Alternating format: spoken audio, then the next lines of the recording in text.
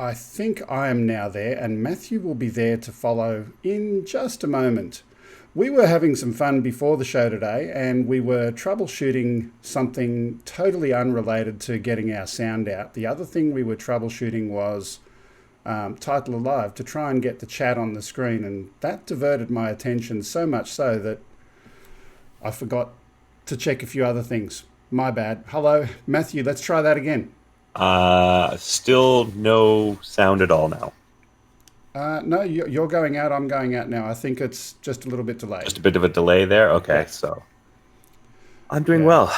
Now on. Thank you, Above and Beyond, as well as Drone Life. Appreciate the feedback, appreciate the update and the heads up on that one.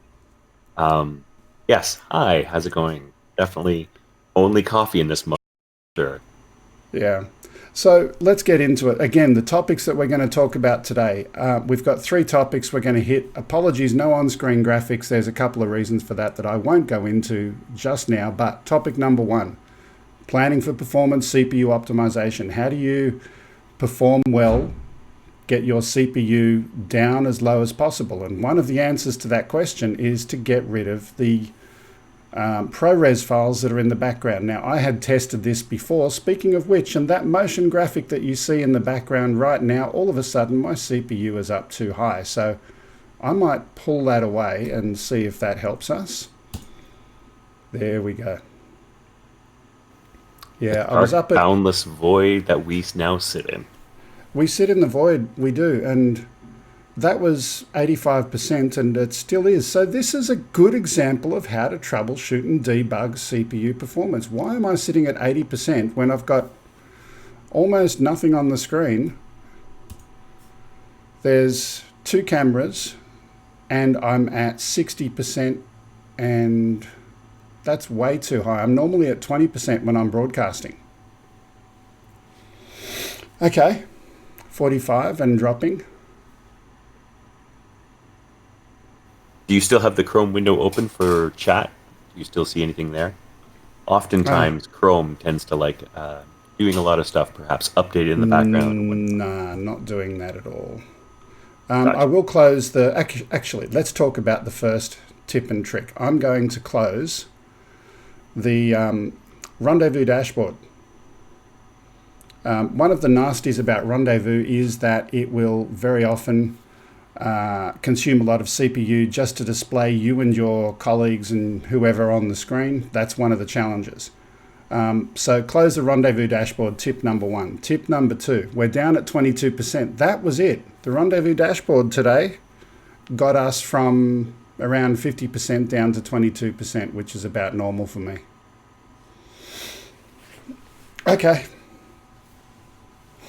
Yeah, and the reason for that, by the way, is because the WebRTC aspect of that browser window that pops up for Wirecast, WebRTC uses the CPU to render a lot of the graphics. For every person that you had in there, you would definitely have more and more CPU, but that's the purpose. It's not technically Wirecast's primary issue and primary fault for that. I'll fully admit with telestreams for that. WebRTC uses the CPU for any of the rendering there. So just to give you a heads up on where that's coming from.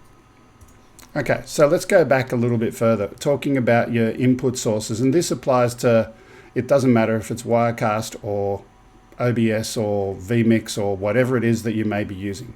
How do you get smart about your input sources to make sure that you're going to optimize for performance? Starting at the very beginning, if we have a look at, for example, Blackmagic versus an Elgato Camlink, which one's better and why? Now, for me, I always go with the Blackmagic devices, so long as it's not the USB Shuttle. I find these devices are a bit of a pain in the butt, to be quite honest. But the Decklink Duo, which is actually the card that I have in this system, as well as the mini recorders, are all hardware-based video encoders that have uncompressed video into the system.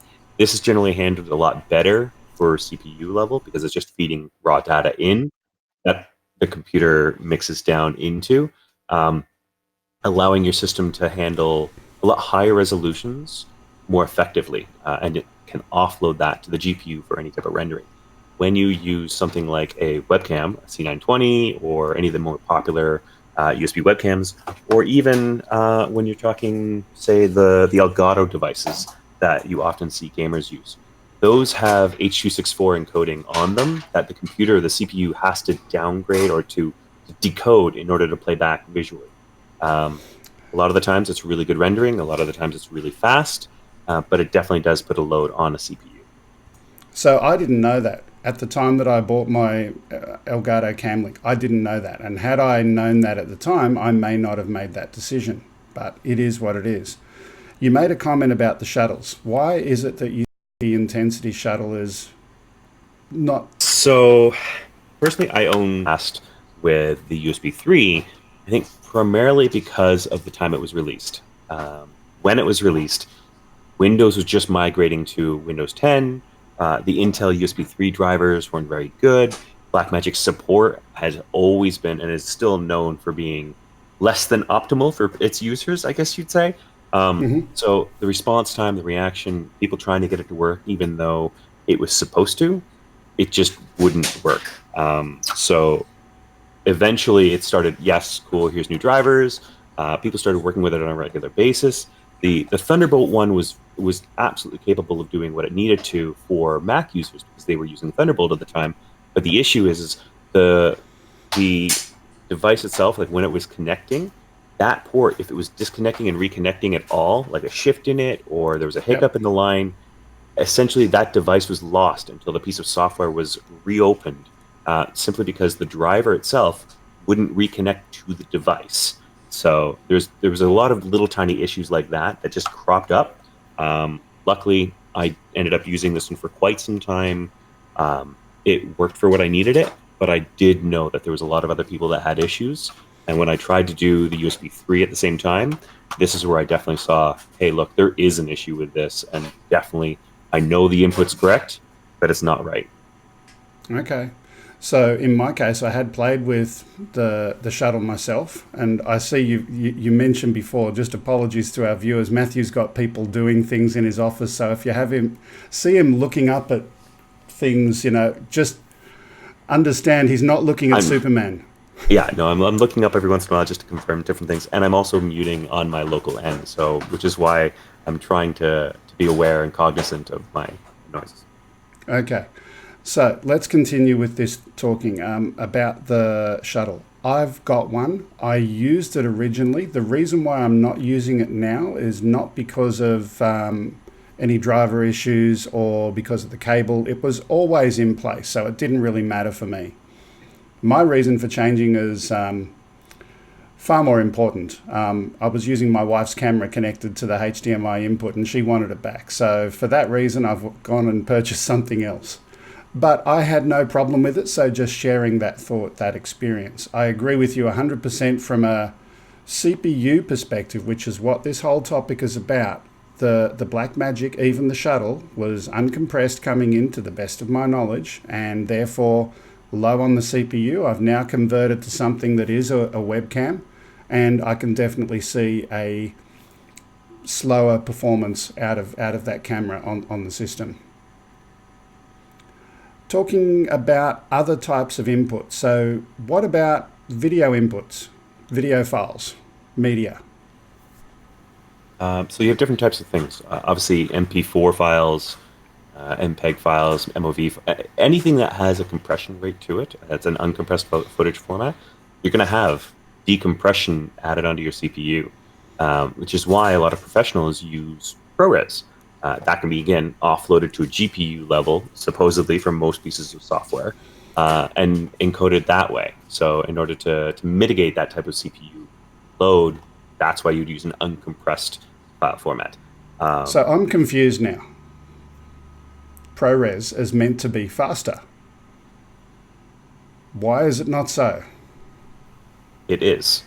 For many pieces of software, including Wirecast, if you're only doing 422. So there's different levels of ProRes files. There's 4444, there's 422, there's light, there's medium, there's high resolutions for this. Different levels absolutely perform better and worse. Obviously, each one has its own capabilities. It's rendered at a certain level. If you're using transparent MOV files, they're often done in MOV format. They're ProRes, but they're 4444 or ProRes ultra high. That includes the alpha channel. At the moment, Wirecast has an issue with these files specifically. They do not render on the GPU or Wirecast. ProRes files 422, which is just, here's a flat file, there's nothing fancy about it, that will render on the GPU. And that's as of version 12.2.1 or 12.2.2 on Wirecast, and then 13 in Wirecast is the same thing. OBS and other pieces of software like vMix, they definitely do render on the GPU, even the 4444, like the alpha-based transparency. So that's my own testing I've done. This isn't third-party person. This is like me putting a file in both pieces of software, throwing it out there, and then looking at my CPU usage and my GPU usage and seeing what's being used to render these files. Okay. So 422, happy, safe. And would you go so far as to say if you're doing a regular broadcast with regular components and graphic elements, you would try and encourage using that rather than MP4s, for example? If I was running just a flat 422 file, yeah, I wouldn't have an issue running a background for that type of thing. But if I'm running any type of transparent overlay, I would look into something else. I would absolutely, at least for right now, because the CPU, my testing for this so far has gone, cool, here's at 0%, like no content. All I'm doing is playing 4444 video footage in Wirecast. No rendering, no nothing. It's just in the preview window. It jumps from 4 to 10%-ish from idle up to 60%, just playing back a single footage file. So that is too much. So don't use video. That's the secret. Okay, moving on from that. So we've talked about the input file format. We've talked about the physical connectivity to an external capture device, so something that's going to send uncompressed. What about other things that you might do with an image which are going to cause it to go CPU bound versus non? Does scaling have an impact on that, for example, when you're compositing a shot? So anytime you're doing any type of scaling, it absolutely has an impact. Just simply because you're modifying the pixels live. And that could be an image, it could be a static image, a GIF, a video file, whatever you're doing. The best way to do any type of scaling is always to do it as far down the chain as possible. Now, I know you work with 720p for a lot of your broadcasts. I do 1080. There's nothing wrong with either platform. There's nothing wrong with either way of doing it. However, for me, if I was to ever want to go with 720s, I would always try to do 1080p all the way to the end, and then on my output settings, I would scale it down all together at the same time. This way, I never have to worry about having multiple things that have to be scaled to different resolutions. I know all my inputs are exactly the same. I know all of the scaling for the fonts, my video inputs coming in, all of that stuff is all set to my final output settings that I want to say save locally as an ISO or whatever. And then if I'm outputting this on a device or if I'm outputting this through Wirecast, that's where the scaling is done. Only once. Okay. So at a high level, though, avoiding scaling, good? Avoid scaling, good. Yes, 100% every time. Okay. So let's just... With that being said, if I know my output is going to be 720p, I don't mind bringing in a 720p input and scaling it up because I know I'm not going to lose quality. Correct. I would much rather do that than have a 1080p signal and scale it down. Because when you start scaling things, especially if it's not exact proportions of half, quarter, or any of those values, what ends up happening is that you have pixel edges that all of a sudden don't line up to each other. And now you can have a blur. You have a high quality video, you scale down to say 33% or even 75%. That pixel where they would normally line up is now in the center. and you would have a slightly blurry image to that just because of that scaling. So if we give the famous example, the 66.6%, the Satan scaling, this is good or bad? It's terrible.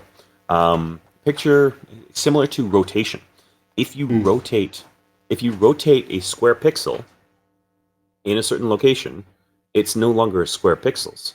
It's like 3 lines and 3 lines this way, and 2 of those pixels aren't sharp in edges, so you're having this weird blur effect. Similar thing when you scale disproportional, right? You would have to have it scaled exactly, which is why scaling something double or scaling something by exactly half is better than scaling something to that 2/3 proportion. Yeah. And I guess that was one of my frustrations. My old camera, I was running at 66.6%, 1080p camera, 720p broadcast. So that was a bit of my frustration. But anyway, I digress. So we've talked about the CPU things. We'll quickly recap them again. Number 1, your input sources. Number 2 was... number 1 was rendezvous dashboard. Keep it closed. Your input sources, your media, keeping it at something that's uncompressed if possible, avoiding the evil ProRes 42222. Was that the number? No, 4444 in 4444 Wirecast right now is Sorry, the issue. 4444. And that's purely, I believe, on a Windows only issue. Where it's not rendered on the GPU. But there's one other type of input that I want to make sure that people are aware of, which is NDI. Yep. Sure. Being on my computer, I know that NDI, if I'm creating signals on NDI on this machine, that's 20% off the top. Because things like scan converter will automatically start rendering those. If that video signal is being used, it starts rendering that out. And as soon as that is rendering out, that's taking up CPU. So even though it's an uncompressed video signal coming in, it's running over NDI, that is still being rendered on the CPU. So if I'm encoding footage or if I'm doing a bunch of stuff and I have something like scan converter running on my machine, that automatically captures all of my displays, which there's 3 displays on my device, as well as a video capture device, meaning that it now is capturing and rendering 4 video inputs. Now, I've done some tests. Can I ask a dumb question? Why? Why, if that's it's just how scan converter works. So the scan converter just automatically does that, which is my next point. There are other NDI software elements out there, or there's other software out there for NDI. Most of them are paid software. And there's a couple out there, one of which is something that's looking very promising to me, that allows you to specify what you want to have done. And not only that, but the CPU usage is lower per source. So I've actually taken a look at a couple pieces of software that basically give you the control and say, hey, which inputs do you want to have done with scan converter or as an NDI? And by doing so, it drops that 20% I was talking about down to 7 to 10% of the CPU. Much, much more efficient and a lot easier controlled because they can give naming to it and whatnot, something that scan converter just can't do. That being said, scan converter is free. So let's pause again. So we just had a question in there about BirdDog. BirdDog is hardware based. So there's a lot of stuff in the back end that's hardware, physical devices for BirdDog. Mm-hmm. Those things, all you're doing is you're passing a video signal to those. They handle that encoding internally, and they provide the signal over the network. BirdDog software, that if the NDI is coming in, not a problem. That's basically just you decoding a video signal over NDI, which the decoding of it is actually pretty good. Yeah, I've from a CPU perspective, yes, I've seen certainly weird things with NDI overall over the last number of versions. In particular, graphics from Titler at times. I've seen it where it just goes to a black screen. Literally last week I was running... Which version was I running? I think I was playing with Wirecast 8 Beta 2, or beta 1, and then I said, let's put a title on the screen, and I just got a black screen overlay. There was nothing I could do, so I had to kill those on-screen graphics. Yeah, NDI until recently was hit or miss with Wirecast. It's been well documented in the forums, but it was something that they had to implement. There was enough of us in there that were screaming for it. And I was in the same position you were. When NDI first came out, I tested it out on my systems, and it was crud. The bandwidth requirements are still, you need to make sure you have a gigabit network in place, even for 1 or 2 signals coming in. Yeah. And if you don't, then you're roiled. That being said, you also need to have a 5 gigahertz network if you want to use their $25 video application on a mobile device. But if you can get it to work, it's a portable webcam that you have that does send 720p over NDI to any other computer over a 5 gigahertz network. Yeah.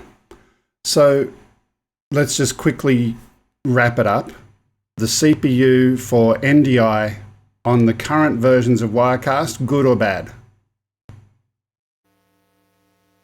I'm going to say functional and usable, with the caveat of you need to have not a lot coming in, and you need to be able to control what's generating those signals. If you have Skype with a bunch of inputs or a bunch of people connected to it, you'll find that every one of those signals coming in from Skype will generate a new NDI signal on your device, and that can be system taxing. So a 5-person system or 5-person Skype conversation can definitely have a big impact on CPU.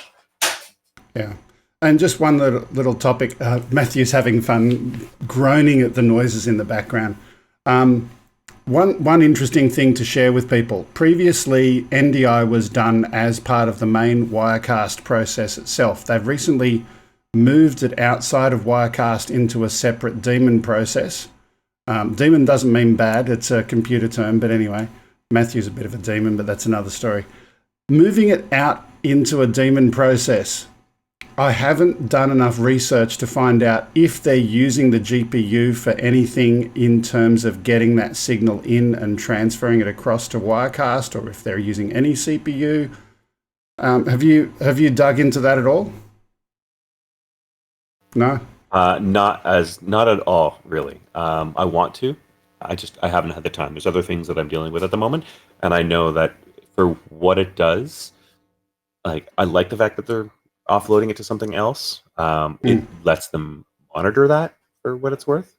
It's a good design decision. It literally just came to me now. Are there any design compromises as a result of doing that? So, for example, previously, if they were using any GPU code in Wirecast to handle some of those NDI feeds, and now they've moved it out, does that mean that any of that work will be CPU bound because they don't want to have conflicts between the utilization and the usage of the GPU with that daemon versus the main process and all of that kind of stuff? That's a level beyond me, and I won't even pretend that I can guess at an answer for that. Sorry. Yeah. Look, this is just live speculation and chatting. We had 3 topics today. We've already got to the first half an hour. What was our second topic? I believe it was the color. Color balance, yeah. So let's look at that. This is a topic that's interesting for me. Previously, I was using a DSLR camera that was nicely tuned, my wife's camera. It's now gone back to her utilization, and she's now got her own YouTube channel that she started up, but that's another topic for another day. And if you're feeling like some really good food, hit me up later and I'll give you a link to her channel. Anyway, so color balance. Now that I've got this little webcam, it's not as simple as it used to be. How do you make yourself look good? What are the simple tricks for doing color balance? And this is as much an exercise for me. Matthew, guide me, oh wise oracle, you know. So you and I have had conversations about this, obviously, because when I first started doing a lot of this stuff with you, your color balance was, let's just say it was like how my camera looks right now, very whitish out and whatnot. Although I think mine is because I've got brand new lighting and I haven't color balanced this camera yet. But that being said, your color has improved dramatically over the last couple of months, if I might say so myself. But essentially what I basically said to you was, how are you color balancing at all? Are you using the camera's built-in color balance? Are you using auto balance? Or do you have a third-party tool? And you had said, I'm just hitting the auto and going nuts. Now, for me, that was instant red flag for me, as I know the Logitech cameras are terrible for their auto color balance. So so that I was actually before using my wife's DSLR, but correct, it was and even that that particular was room. Yeah. yeah, that was even. So I've got a little tiny demo thing to see if I can get up here. So if you want to switch to just full me, and do you have a shot without the chroma key? Yeah, I can do that. So I am going to show this computer here. This is basically my computer here. And now what I'm going to do is I'm going to pull up. If you're on a PC or on a Mac, really, there are settings that you can have for your webcam. These settings essentially come up. This here is the default Logitech software. It's the newest software that they have. It has an advanced section here that is not really advanced. So I've set everything to the defaults for what it is. The auto balance is that, like, it always sets autofocus, which, Greg, make sure you're always disabling this. I've caught a couple of your shows where you're not, but always disable your autofocus. But you'll see this color is terrible. In fact, I also have this up so I can go and say, hey, cool, here's what it is with an actual professional camera, even that is, although not proper, like true color balance, is a lot better. Is not balanced to the lights, but chroma keying on it is great. However, if you want something better, Logitech has older software that allows you a bit better control. So what you need to do is you need to download their like 2008 version, which gives you this type of window on Mac and PC, or Greg, you have a piece of software that I'm sure you're going to show later on, that gives you these two pieces of control, which are exposure and gain. Now I'm going to turn off auto white balancing here, and you're going to see all of these updates live on the actual video. But what I'm able to do is I'm able to go in and adjust a lot of the settings. First of all, always drop your exposure down to the point where it's just barely there, and now you can start adjusting the color balance. And you can see it is a bit more muted than the other one, but I am able to get a lot closer to what the actual camera does. What really helps is one of these. It's a gray card, and you're going to see just that alone, what I've done there, that minor amount of setting change drastically improves it. It's not a high quality, it's not that for us to color balance. And all you need to do is maybe adjust a little bit of the contrast, bring down the brightness, and bring up the gain a little bit here. So Okay.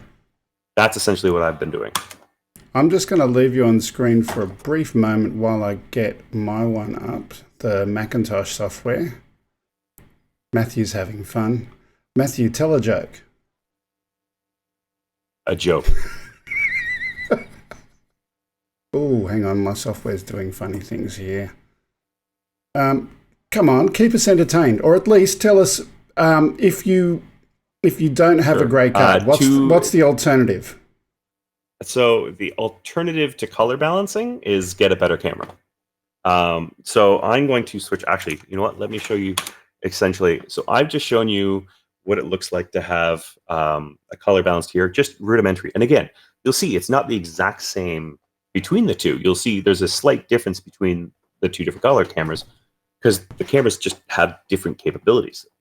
Better sensor in one, better balance in the other. I can actually color balance to the lighting when I choose to before an event. But if I went and I said, you know what, heck with this, let's restore to default, watch how bad this camera ends up looking. Okay. As I looked at it. So that's the difference between the two. That's what it thinks is auto white balanced and autofocus nobody cares about. That's its auto white balance. It doesn't know. And if I hold this up, that's a blue card, not a gray card. I don't know why it does that. Even if I'm saying, great, take this and go calibrate this to that. Right? Okay. So that's the difference it is. And that's only by just going in and tweaking your settings manually, you can get a much better signal to key to and for your viewers to see. Absolutely. So speaking of which, let's now go and put the Macintosh equivalent software up on the screen. So this is called Webcam Settings. How ironic, it's just Webcam Settings. And at the moment, to be clear, this is the software I told you to go download, and it costs money. It does cost give people money. A heads up. It does cost money. Yeah, but having said that, I definitely agree. I've had a look at the other alternative free pieces of software that were out there, and they didn't give you nearly as much flexibility. Now, I'm going to say right at the very beginning that I didn't follow your previous advice by having that exposure down as low as previously indicated. Now, again, I'm going to cheat.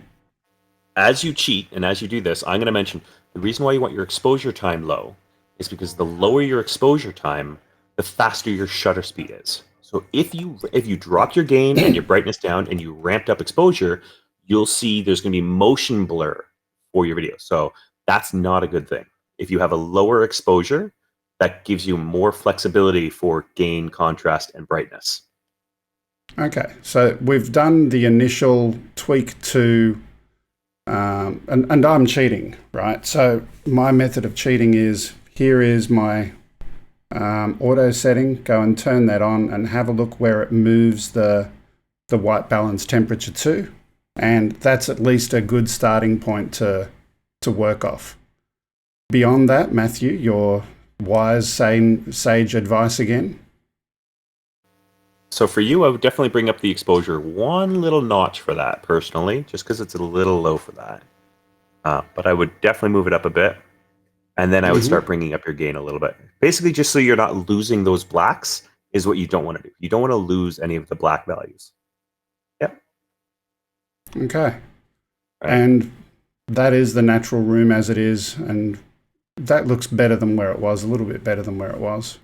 Yeah. Even though I did this beforehand, and explain to people, this is for, someone who may not be a full-time video guy. What is the reason that you need to color balance in the first place? If you set it up once, doesn't that work forever?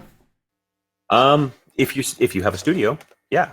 And again, for you, I'd probably raise the gain and raise the actual exposure too. But that's beside the point. You're a little dark at the moment. You're a little dark, and I'm a little light because my lack of changing this camera. So the reason why you want to do this or any other kind of thing that you're doing a show or a podcast for is if you've changed stuff. If you have the same studio lighting and the same camera and the same setup every time, you want to set this stuff and have it set as a profile or save this so you're not having to go back and recalibrate. If you get a new light or 3 lights on Amazon, get them delivered and not have the time to do color balancing, that's when you want to do this, right? That's when you want to pull out that gray card that's sitting in your closet and getting all frayed edges because you keep it in your camera bag.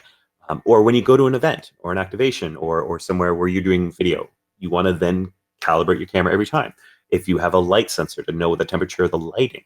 If you are outside doing daylight, make sure your daylight is set correctly. But if you don't do that, if you start with crap, if all you're doing is recording, if you don't start with a perfect value or as close to perfect value or what your end is, you can't adjust it as far at your post-processing, right? That's why you always want to start with quality content or quality in, quality out is the term. Yep. Okay. Any other last tips? Is there a magic equivalent of, the color bars that you see on a TV show that you can literally go put in front of your camera and compare that to what you get on the screen? Do people do that? So is that you can buy those. Thing? Yep. You can absolutely buy those. I've got my own personal image I use if I'm color balancing like a projector. It also does the circle and whatnot. I've built my own. But you can get those, you can purchase them. It's essentially it's a calibrated card that has specific colors on it, as well as an image, lines for resolution and focusing as well. And what you do is you do a quick shot of that, you color balance everything, you take a quick shot of that, and then when you're color grading later on, what you can do is you can go back to that reference card, literally it's called a reference card, and then make sure all your shots perfectly matched to that. Okay, happy days. So let's move on. We've got one more topic we're going to do today, and it's the topic of audio. So every time you're doing something on a show, I'm kidding. You want to make sure your audio is good. I'm muted in case you didn't guess. Matthew, did that mute to you? I've just got to ask you. You still heard me throughout that? Yeah. Yeah, there's an interesting little bug in this version of Wirecast where if you mute a microphone locally here, it still goes to you, even though I'm sending you the live output. It's one of those weird things. Like during the show earlier on, I was coughing and no one heard me cough except you. And yeah, anyway. So let's talk about audio. Now, That's why I paused earlier on, by the way. I heard coughing in the background. I'm like, and then kept going. I didn't say anything, but... I noticed, yeah. Okay, so I'm going to briefly get this up on my screen. Click there. Screen capture. Here's one I prepared before, not. New screen capture. And we're just going to have a look at the audio mixer part of my screen. There we go. And I'll move that a little bit bigger as well. There we go. So in here, I've added one effect, and I want to quickly talk through this one effect that is available in the Pro version of Wirecast. It's a feature that I use fairly frequently on myself. If, for example, I've got you coming in, Matthew, I don't have that effect applied to your input, and there's a reason for that. You've got your own toys and tools and hardware and compressors and whatever else you may have at your end of that connection. And if we have your compressor and my one together, they don't very often play well together. Is that a good way of expressing it? That is absolutely correct. It would get double compressed, which reduces it even more. And if we're both adding gates, then you end up having kind of weird audio just like this. Okay, so what we're going to do now, I'm going to go and play with my setting for my microphone that I'm using right now live. And I'll confess at the very beginning of the show, I forgot to turn on this effect. So we're going to go and have a look now. Let's get over here. Okay. So first things first, I've got myself mix minus so that I can't hear myself. Otherwise I hear echo. So that's one of the annoying things of Wirecast. There is a bit of a time delay between what comes in, what goes out. So you will hear the effect. I won't actually hear it here. Actually, I'll turn on the echo for now. It's going to be annoying. So starting at the beginning, over here we've got the limiter. By default, that's turned off. Matthew, tell people, how would you describe what a limiter is? So a limiter allows you to set a maximum audio level that any type of input goes to. You're going to have those people that are super loud, or a great case of this is actually drums. Drums or a guitar that if you're having audio coming from a band, they might be just rocking out on that band and on that instrument, but then they're going to be over the vocals. So you can set a limiter to how high that goes. And as soon as it hits that limiter, what it does is it drops the gain on that until it matches that. There's an attack and there's a release on that to how fast it releases those things. But that lets that so that we can still have ourselves in at the same time. And let's move it over here. Let's maximum volume setting. It's a peak setting in simple terms. The second one, the gate threshold. So if I turn this off for a minute, and you can now hear my room. So there's a fan here. There's the noise of the computer. There's the noise of my daughter outside. All of that buzzing noise.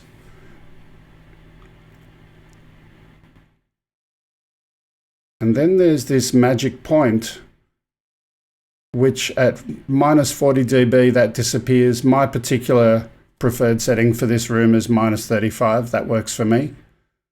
the message is everyone using Wirecast, definitely have a look at this setting. It's going to make your audio sound a hell of a lot cleaner. And I'm just going to turn that off because I hate that echo. I can't do it. Apologies that you're sitting there. Hang on, let me put me in. Actually, can I? I was going to say, I'm like, it's me sitting here, but sure. Well, the reason why I originally, this room, before the show, I had some things in the background that I couldn't move out of the way in time, and there's me anyway. So it is what it is. Next one we've got, so limiter, gate threshold, the attack, that's how quickly it's going to cut the noise. Correct me if I'm wrong. And the gate releases, over what period of time will it ramp down that sound? Am I correct in those two? Okay. Yes, that is absolutely it. Last one, the mix is a mixture between the corrected sound and the uncorrected sound. So to make it a little bit less harsh, if you like, you can blend the two together using that mix setting there. Now at the top up here, the settings, threshold, ratio, output, attack. Talk to me about that, because I don't understand that well enough. I would ask for you to briefly talk me through that. So the threshold and the ratio are your compression. These are the amount that Wirecast will adjust the levels on that microphone to match a target. So if you're really, really loud, it will reduce the audio levels. If you're really, really soft, it'll bring those up. Right? By taking that whole spectrum of the audio and reducing it down. What that ratio does is it flattens out people's voices. They're not as dynamic and they can't go up and down as much when you're doing it because you're literally distorting that audio. But what that does do is it allows those low talkers to have the ability to say, I'm going to have a microphone that's really close to my face, but I'm going to talk really, really softly. Not everybody's going to be able to hear that in an audience or in a broadcast recording. What you're going to need to do is going to compress that down so that that level is going to be the same as somebody holding a microphone right up to their voice. What this also does is it helps reduce feedback. It helps reduce a lot of things that happen in, say, a conference hall or whatever. That this gives you that ability to say, doesn't matter who's talking, you can make it so that it's a standard volume to their voice. Now, doing this too much to somebody or doing this too much to an input will impact the quality of the sound. Like you taking an image and making the levels and changing levels in an image, you're adjusting the top and the bottom of this, but that's where you have the other elements to that. And I'm going to look on my hardware here for a quick reference. The threshold that you adjust for this and the ratio give you the where do I start adjusting it, right, at the top and bottom. So if you have 0 and then 1 to 1 for your ratio, it's an exact line. No matter what level, it's proportional to that. So along that curved line. If you start adjusting that ratio, all of a sudden you start moving the curve of that line so that if it gets to a certain point, it's just at that level. It's not something I could describe in the next 10 minutes, let alone do a quick little blurb on. There's a ton of stuff out there for gating and for compression in audio, but these are where you can control them in Wirecast. For me, well, I technically have mine in hardware, which is like something that I kind of saved up for that. So it was one of those, I bought one of these devices here. Well, technically I have two of them.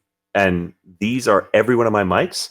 I have a gate, a threshold, and a limiter, as well as a compression on each one of my 8 channels for microphones that I then pass in to other devices.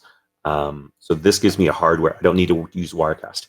But this hardware solution is what Wirecast has built in for live streams. Can't solve everything, but it does standardize audio. Okay, so let's continue just for a couple of moments. Yeah. With one additional change. Not only do I have that hardware limiter, but I'm also using a Stream Deck, in order to have a hardware-based mute button. So if I'm talking or if there's background noise, I can. But if I push it again, you can hear me. Okay. So that is your hardware mute button connected to which piece of equipment? Just my system. There's no. It's. If you have an Elgato Stream Deck, you can have a mute button on it. Sure. I'm just mute your system input. Okay. So this is operating system level mute. Yep. Okay. Cool. Let's continue just for a minute. I'm going to go and play with a couple of settings. I want to share with you. Let's get that back. So for me right now, there's another colleague of mine that hears settings, and talk to me about what you think here. He had, if I remember correctly, Each environment's going to be different. 10. True. So no matter what you're doing for these, your environment will be different. In fact, a perfectly quiet room shouldn't need any of these things. You should be able to set a lot of the stuff manually, like any of the gates, I mean. You should be able to just set it to 0 because there's no other audio in there.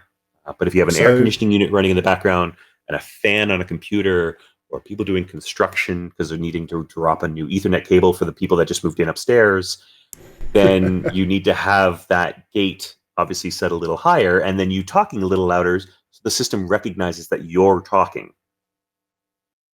Okay. So let's just quickly play again, just so we can show the differences of what these actually look like live.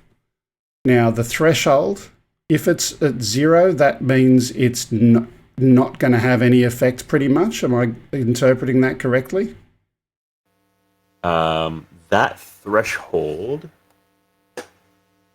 I believe, is not that. I believe if you go all the way to the left, it should say off, correct? No, negative 40. No, minus 40. So I don't know how the software one works. I'm not going to pretend to know on that one. I don't know. Okay. Sorry. We got to go and have a play with this at some point. But again, this is the amount of compression over here. So that's how much it's adjusting your content. Yes, your microphone. 1-to-1 means you're not adjusting it. So 1-to-1 again, back over here roughly. And then if we go over here, now here's something interesting. We got to a point where it shows limit, and then somehow it goes at negative 1.1, which didn't make sense to me. I think there's a... That's a bug. That is 100% looks like it's a bug, because you can't go... You can go and say a ton more of compression, but like as soon as you start to get to a certain point, it's like you're going a vertical line. Right, so now it's an infinite type thing. You don't want to have that. The average, if it's just microphones in a conference or presentation, I'm often using a 3.5-to-1 or a 4-to-1 ratio for when I do my stuff at conferences. Mm-hmm. Okay, and the output, that is an addition to the existing sound level. A gain, yeah. This you can picture as an additional gain. This is no matter what it's getting in at the gain level, at the compression level, it's basically just taking that as an output and it's ramping it up more decibels. So if you have somebody that's super low, you can output it higher, and it'll also raise your sound floor. Right. So if there's like a sound floor of your system, it'll bring that up as well.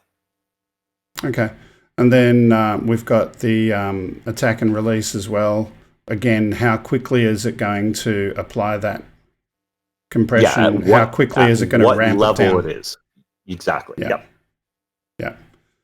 Okay, look, there's a few little discussion points around that, which I hope are helpful to some people watching. Let's get back to that shot over there. There we go. Look, we finished a little bit early, or did we have another point? We did have another one, didn't we? No, that was it. Audio tweak sounding sweet. And you've muted yourself. I have no idea what you're talking about. The problem with muting yourself and manual gating. That's what it is. Manual gating. Yeah. So look, final chat point today. before the show today, rather than microphones working first, let's worry about getting the on-screen graphics working. You know, that's the second kind of thing, like the chat. Comments. I'm seeing you're not using the new ones I sent you. Yeah, and we spoke about why that is earlier before we started broadcasting. So Matthew and I had been working on some stuff, and it theoretically should have all worked, but Dropbox synchronization on this computer wasn't working, and I had everything absolutely perfect. And I opened up my file, and it still had the old ones in there, so it's all good. Look, let's leave it there today. We'll finish a few minutes early. The world's not going to come to an end. It was fun being here. Matthew, we will come back approximately the same time next week. Any last words from you? No. Be good to each other. Teach somebody something. Yeah, look, I have fun doing this show because we get to share some stuff and have some fun chatting and teaching and learning ourselves as we go along the way. So I hope it's been useful. To the audience, I'm saying, to anybody watching this, teach somebody something. It doesn't have to be with video production. Do the world a favor and teach somebody something. Yeah. Okay, and with that, I will say bye-bye for now. See you, everyone. Bye.